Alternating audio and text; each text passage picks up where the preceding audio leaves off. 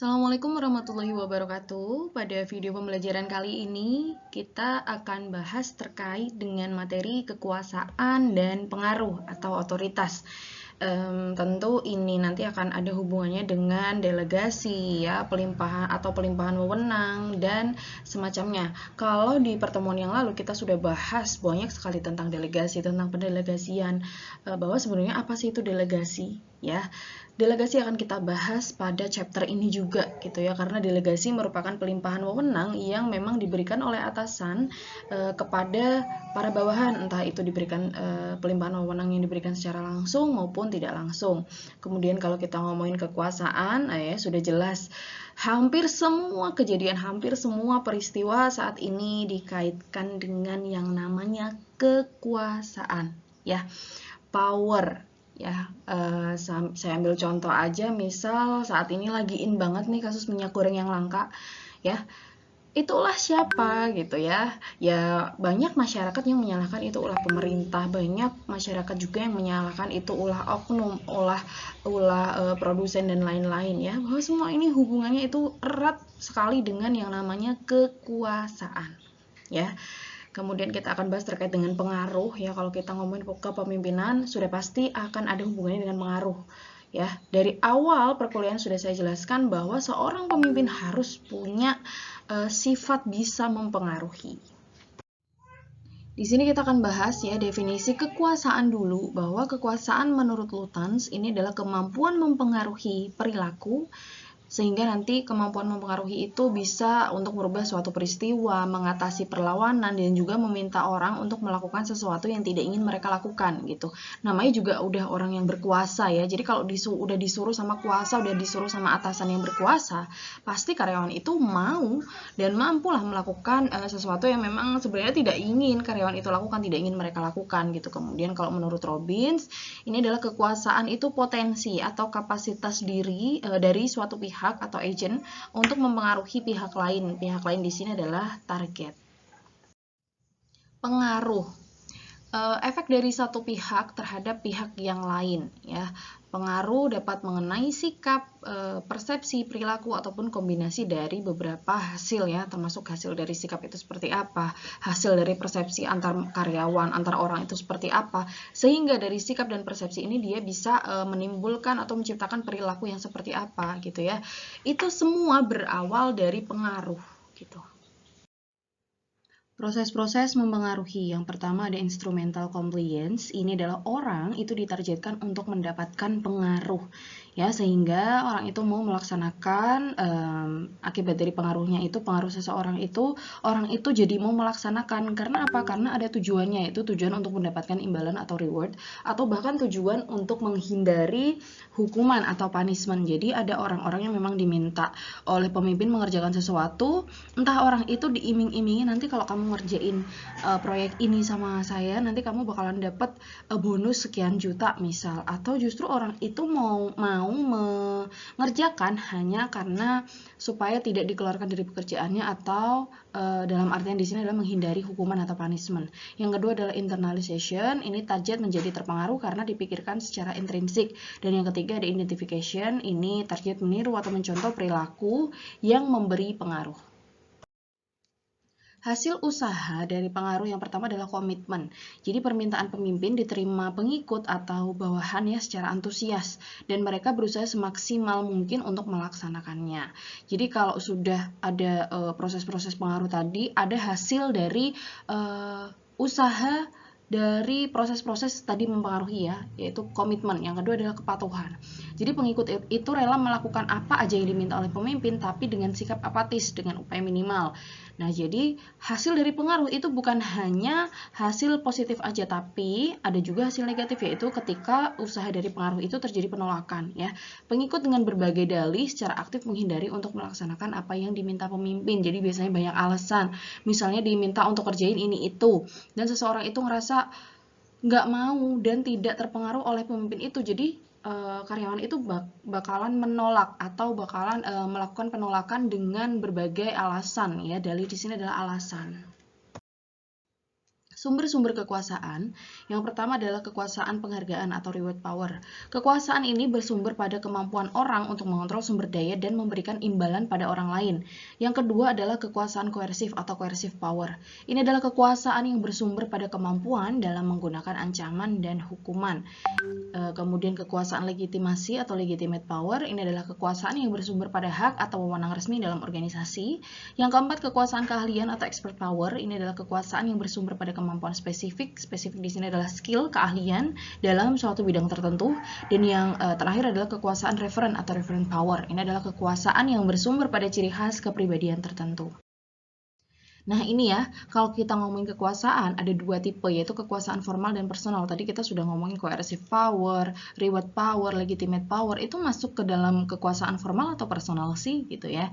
Jadi sebenarnya kekuasaan formal yang termasuk ke dalam kekuasaan formal itu ada tiga, yaitu coercive power, reward power, atau legitimate power.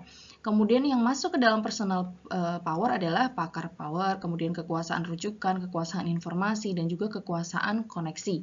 Oke, saya akan bahas satu-satu ya, mulai dari kekuasaan formal. Yang pertama adalah kekuasaan koersif. Kekuasaan ini didasarkan pada rasa takut. Jadi orang bereaksi pada kekuasaan ini dengan rasa takut akan dampaknya. Dan di tingkat organisasi, kekuasaan koersif A atas B jika terjadi itu jika A bisa menghilangkan, menunda, atau mendemosi B berdasarkan anggapan A atas kinerja B. Jadi misalnya kayak gini, pemimpin meminta karyawannya untuk survei lapangan ya, survei lapangan ke daerah Semarang misalnya.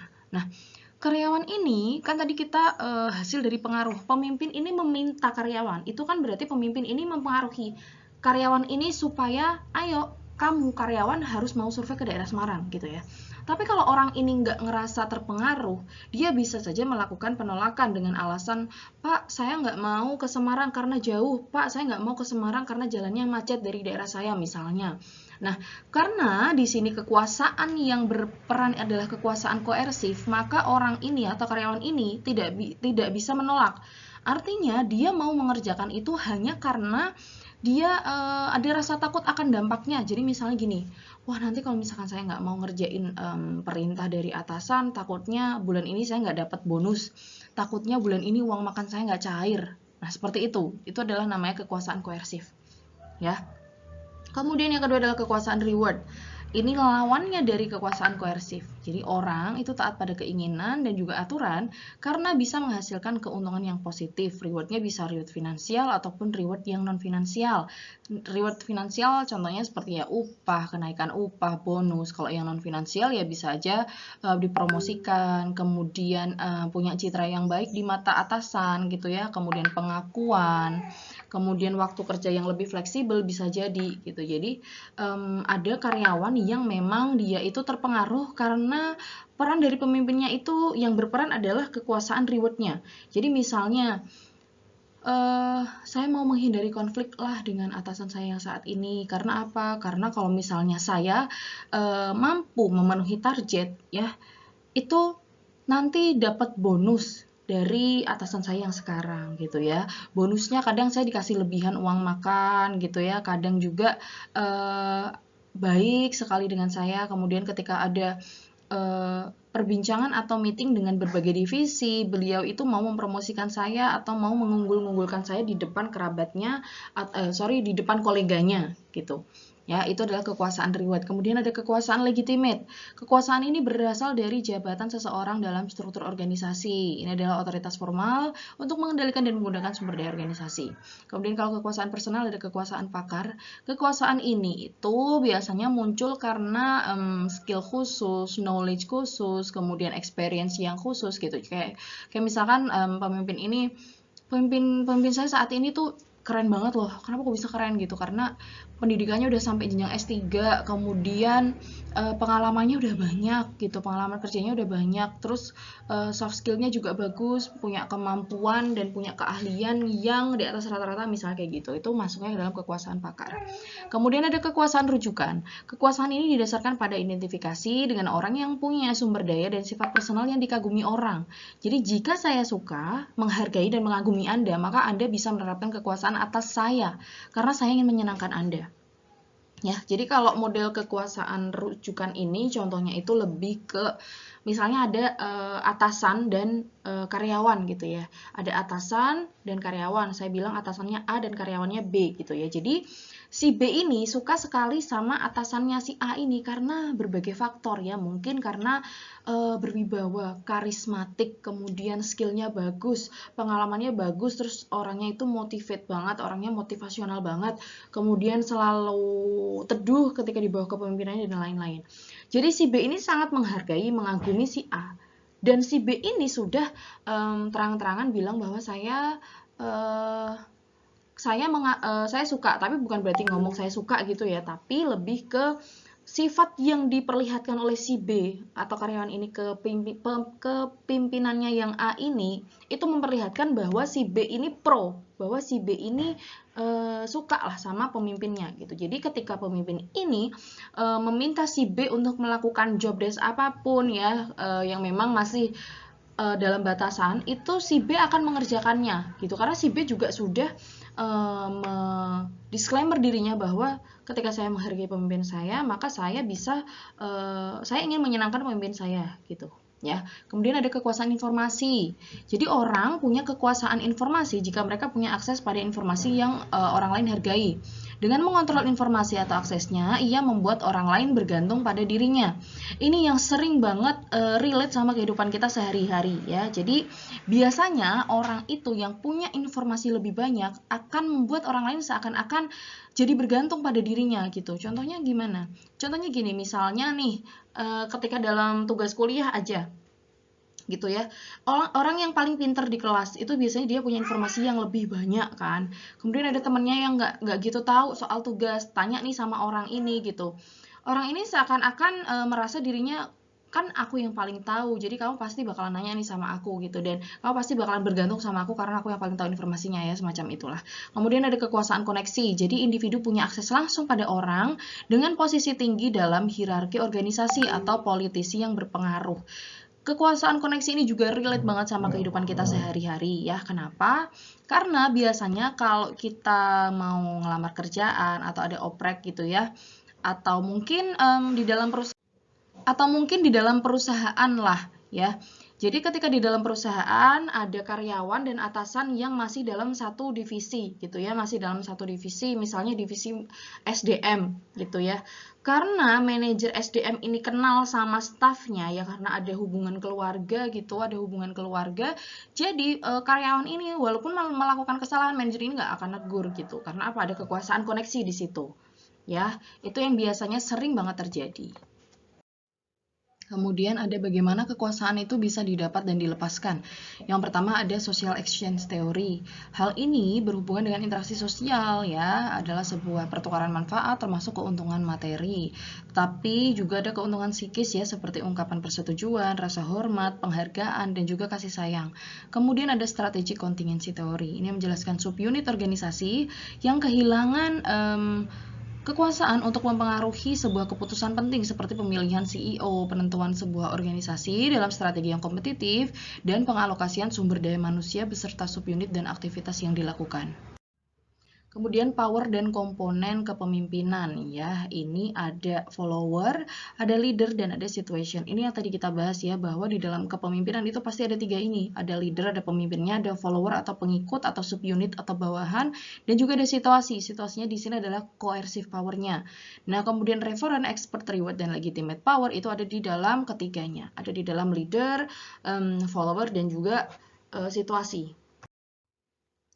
Sumber-sumber kekuasaan dalam organisasi ya, pelakunya adalah atau aktor kekuasaan itu karena legitimasi, imbalan, paksaan, keahlian, karisma, informasi, koneksi, atau nepotisme.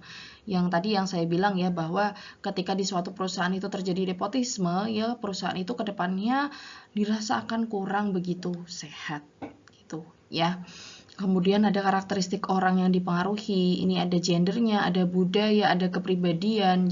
Jadi kalau teman-teman tahu misalnya nih pada malam-malam tertentu ya, kalau di Jawa tuh kan ada yang namanya malam satu suro. Nah itu biasanya ada orang yang dia tuh memegang teguh budayanya, dia nggak mau keluar rumah nih kalau malam satu suro karena dipercaya nanti bakalan ada kecelakaan atau apa gitulah, saya nggak tahu ya. Kemudian temennya nih mempengaruhi, ayolah ini tuh nggak ada nih malam satu suro, adanya tuh malam minggu gitu kan. Nah kalau orang ini sudah memegang teguh budayanya, tradisinya bahwa di malam satu suro itu memang nggak keluar rumah, nggak main gitu ya dia nggak akan bisa terpengaruh gitu ya. Makanya kadang sumber-sumber kekuasaan itu tergantung juga pada karakteristik orang yang dipengaruhi, entah kepribadian, gender, budaya gitu ya. Kemudian situasi lingkungan, ini ada ketidakpastian, kemampuan faktor pengganti, keterpusatan, pengendalian informasi, pengendalian atas sumber, dan juga pengendalian atas keputusan. Semua ini ya masuk ke dalam sumber-sumber kekuasaan organisasi. Taktik kekuasaan ya. Ketika manajer mempengaruhi atasan, ada penalaran, koalisi, persahabatan, tawar-menawar atau bargaining power, kemudian ketegasan dan otoritas atasan. Kemudian ketika manajer mempengaruhi bawahan ya, ini penalaran, ketegasan, persahabatan, koalisi, tawar-menawar, otoritas dan juga sanksi. Ini sebenarnya sama, hanya urutannya aja yang beda karena semakin ke atas itu most popular atau yang paling populer. Tapi ketika semakin ke bawah-bawah itu less popular atau kurang begitu populer taktik kekuasaan yang dipakai. Nah, ini ya penjelasan taktik kekuasaan tadi, bahwa penalaran itu menggunakan fakta dan data untuk membuat penyajian gagasan yang logis dan rasional. Kemudian persahabatan ini menggunakan sanjungan seperti ya rendah hati sebelum mengajukan permintaan gitu ya. Kemudian koalisi, mencari dukungan orang lain untuk mendukung permintaan. Tawar-menawar atau bargaining ini melakukan perundingan lewat pertukaran manfaat atau kepentingan. Ketegasan menggunakan aturan sebagai dasar kepatuhan, dan menekan ini lebih kepada sanksi atau ancaman atau punishment lah ya. Kemudian konsultasi. Politik. Nah, ketika kita bicara dengan kekuasaan, kemudian pengaruh, delegasi, kita juga ngomongin politik di dalamnya. Ini sudah pernah kita bahas di dalam peranan kepemimpinan dalam mengatasi konflik organisasi pada pertemuan beberapa minggu yang lalu gitu ya. Politik ini adalah kekuasaan dalam tindakan. Kekuasaan digunakan untuk mempengaruhi pengambilan keputusan dalam organisasi, termasuk perilaku anggota organisasi.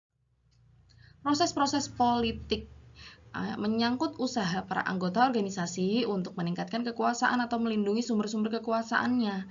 Jadi orang-orang atau para oknum ya itu melindungi kekuasaannya itu dengan cara berpolitik gitu ya. Ada koalisi, ada kontrol terhadap keputusan yang penting, ada co-optation. Contoh perilaku politik ya, menahan informasi utama dari pengambil keputusan. Nah, ini yang sering banget terjadi di perusahaan atau di mana, pokoknya di semua tempat kerja hampir ini terjadi gitu ya, menahan informasi utama dari pengambil keputusan. Para pengambil keputusan ini kan biasanya seorang manajer, seorang pimpinan, seorang pemimpin gitu ya. Ketika seorang pemimpin ini bimbang mau mengambil keputusan ke arah mana, saya mau mengambil keputusan iya atau tidak ya gitu. Yang awalnya ini mengambil keputusan mungkin tidak, itu bisa jadi nanti beralih ya, dalam beberapa menit aja itu bisa beralih menjadi iya ketika ya pelaku politik ini membeberkan informasi utama yang bisa menyebabkan para pemimpin ini berubah pikiran. Nah, makanya kalau dirasa perilaku keputusan pemimpin ini sudah cocok, sudah dirasa pas dengan para orang yang berpolitik ini, ya dia akan menahan informasi utama yang dipunya. Kemudian menyebarkan gosip atau desas-desus, ya, kemudian pembocoran informasi rahasia mengenai kegiatan informasi ke media massa, kemudian mengeluh kepada penyelia, membangun koalisi dan melaksanakan aturan secara berlebihan. Ya, perilaku politik tidak sah yang melanggar aturan yang tersirat dari aturan permainan. Kepemimpinan sebagai proses memengaruhi atau memberi contoh oleh pemimpin pada pengikutnya dalam upaya mencapai tujuan organisasi. Kesuksesan seseorang pemimpin itu didasarkan pada pribadinya dan sifat yang diterapkan pada setiap masalah yang terjadi atau terhadap suatu pemecahan masalah lah ya, problem solvingnya seperti apa gitu. Kemudian seorang pemimpin yang baik biasanya menggunakan kekuasaannya dalam setiap kegiatan dan menjaga tingkah laku yang meminimalkan perbedaan dan menghindari benturan-benturan terhadap teman kerja dan bawahannya. Tapi sebaliknya sebaliknya, pemimpin yang arogan itu maunya menang sendiri, memanipulasi dan tidak mau mendengarkan pendapat orang lain. Nah, biasanya orang-orang pemimpin yang ambisius tuh yang seperti ini. Faktor-faktor yang mempengaruhi perilaku politik ada faktor individu dan faktor organisasional.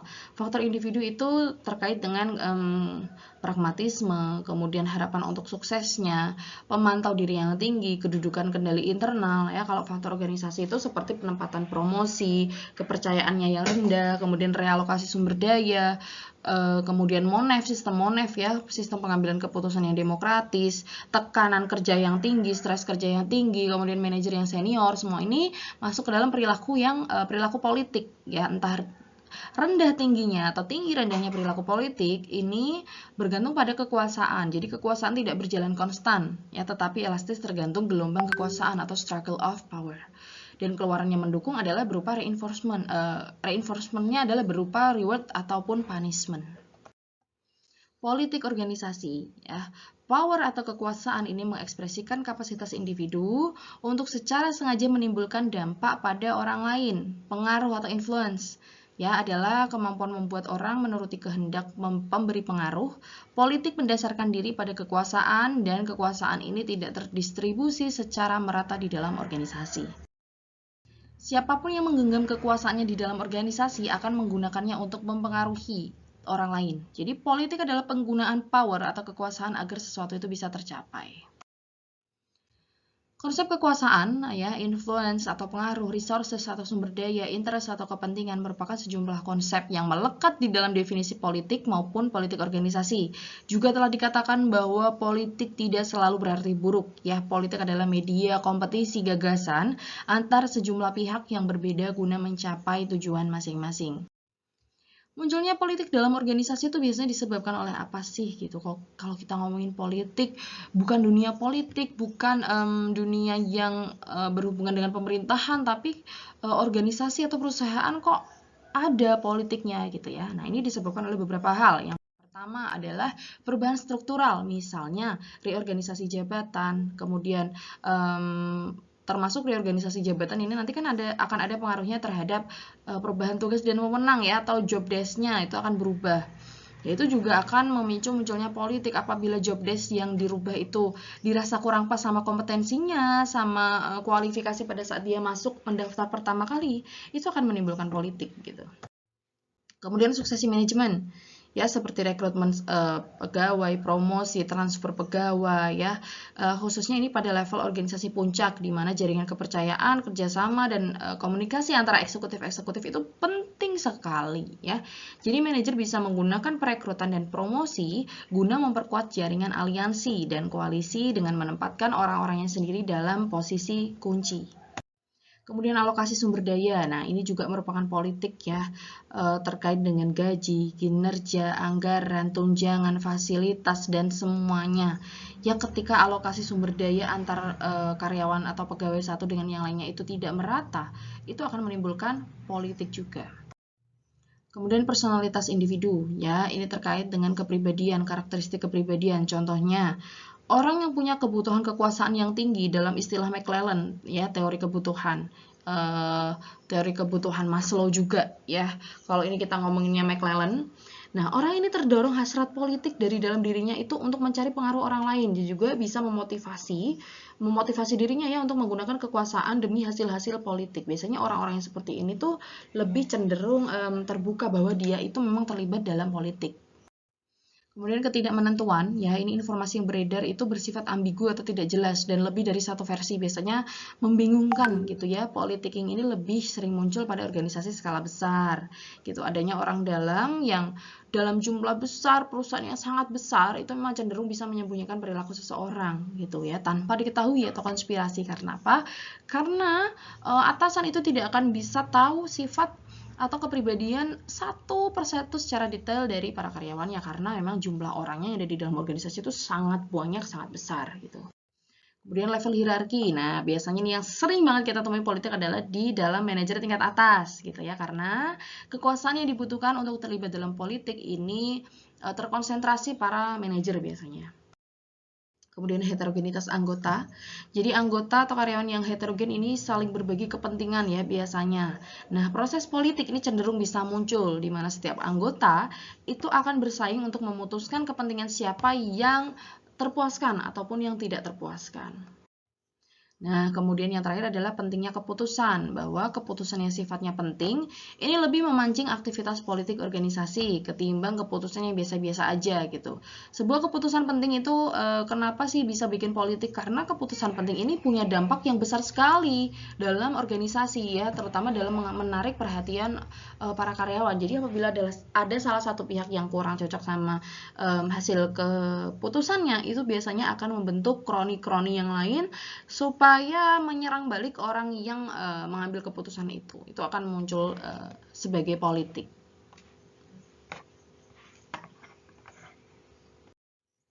Nah, do you have any question? Maybe saya rasa cukup sampai di sini ya penjelasan tentang video pembelajaran materi delegasi kekuasaan dan pengaruh atau otoritas. Apabila ada pertanyaan ya, silahkan tinggalkan di kolom komentar di bawah ini. Terima kasih, semoga video ini bisa bermanfaat.